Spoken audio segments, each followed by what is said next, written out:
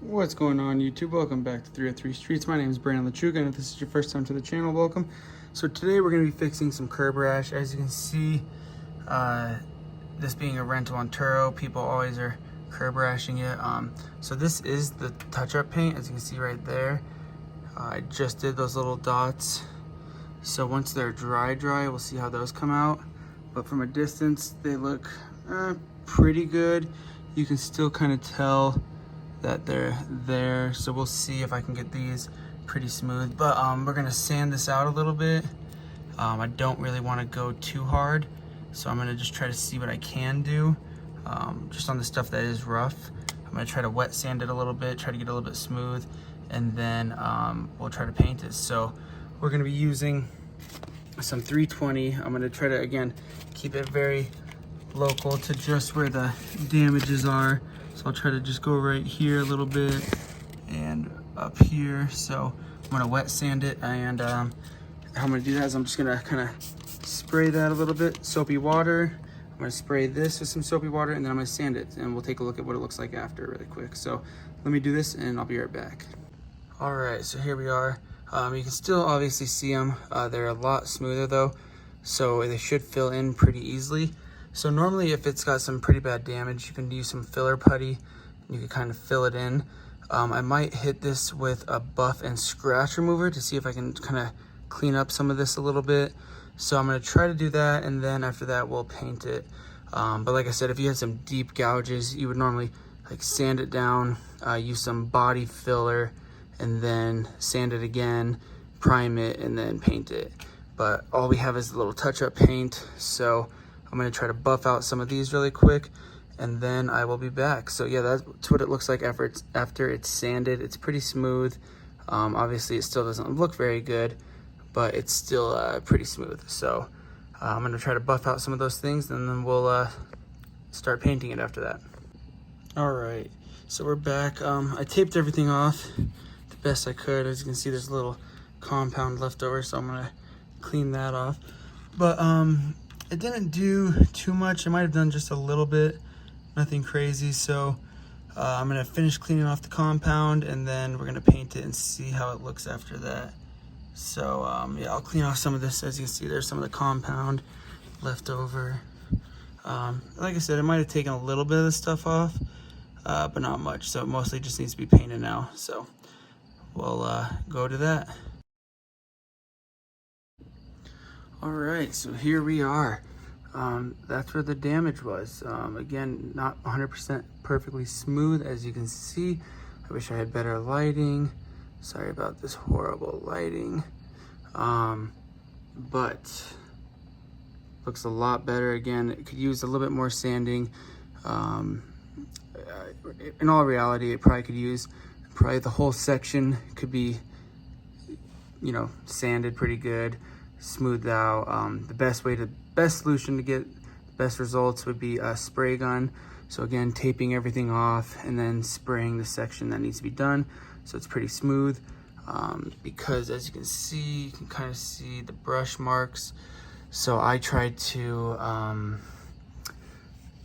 do the strokes with the paintbrush as long as possible to try to fill it in. So I'll probably let it dry for a little bit, work on the rear tire or rear wheel that's all jacked up, and come back and do one more coat and see how it looks then. Again, the best way to do this would be if you could get into a little like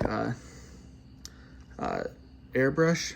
If you could airbrush it, kind of just airbrush it on there, that would probably be your best solution. But if you go and you look, you go around kind of quick, can't really notice anything too crazy. Again, that's just dirt right there.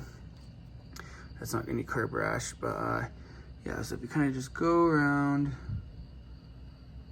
and you look at it, you really couldn't tell that there's any significant damage on the wheels. So yeah, this is just an easy, quick way to fix it.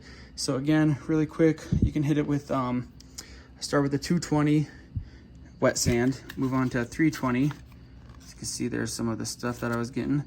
320 wet sand. And if you want to do it the right way again, then it would be hit it with a 500, maybe jump to 7, and then hit it with 1,000. So I just went 220, 320, and then I hit it with 1,000 for a while, try to get it in there. Try to buff it out. Again, when I was buffing it, I taped everything off to make sure I didn't get this crap everywhere. Didn't really change it too much. So then after that, you know, I just went and painted it. So again, not horrible. Wish I had better lighting, because that's where all the damage was right there.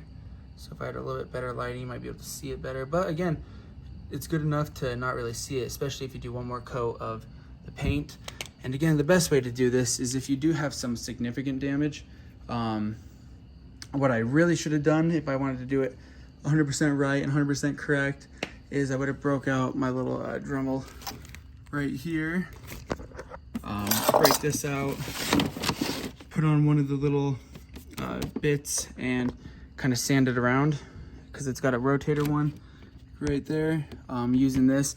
But again, the damage wasn't bad enough or deep enough to really use that.